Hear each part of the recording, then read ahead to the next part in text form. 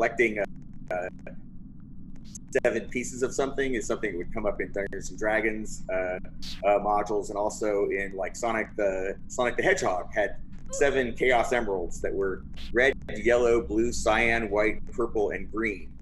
And once you collected all of them, that's what you had to do to, I think, defeat Dr. Eggman and win the challenge. But there are a lot of quests that involve the number 7, and some songs that involve the number 7.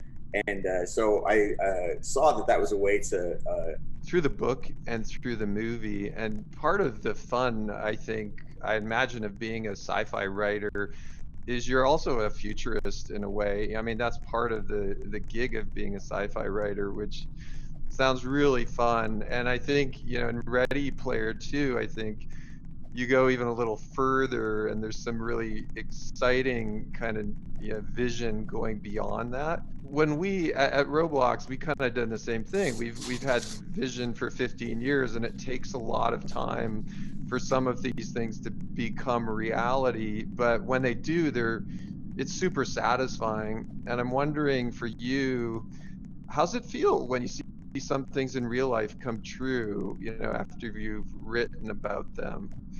Well, it's gratifying, but I don't automatically assume that it was my book that helped inspire it, unless sometimes, like with the Oculus Rift, the people who worked on that told me in person that some things from Ready Player One had inspired them. But it's so much easier when you're a writer to just write, wouldn't it be cool, than it is to actually make it. It's like easy for me to design an amazing video game in a story. Yeah. But as you know, it's much harder to actually make the real thing. I think that could be a good thing, though, right? Because us technologists, we can get locked in by how difficult it is to build stuff, where writers and futurists, you have the freedom of the written word, right? There's no limit to what you can imagine. And then the technologists more have to like figure out, can we really build it? Right. And they're the only ones that can really build it. If it was just left up to the writers, all this stuff would remain fantasy. But that's something that I remember hearing about Star Trek, the old Star Trek series.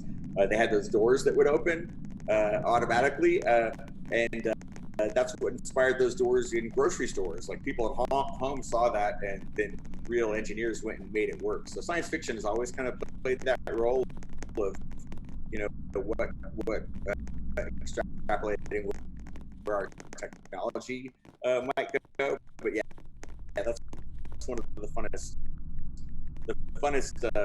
parts of being a science fiction writer, is imagining where the technology will lead us, and then how the technology, once it arrives, is going to affect people's day-to-day lives. I love it, because I think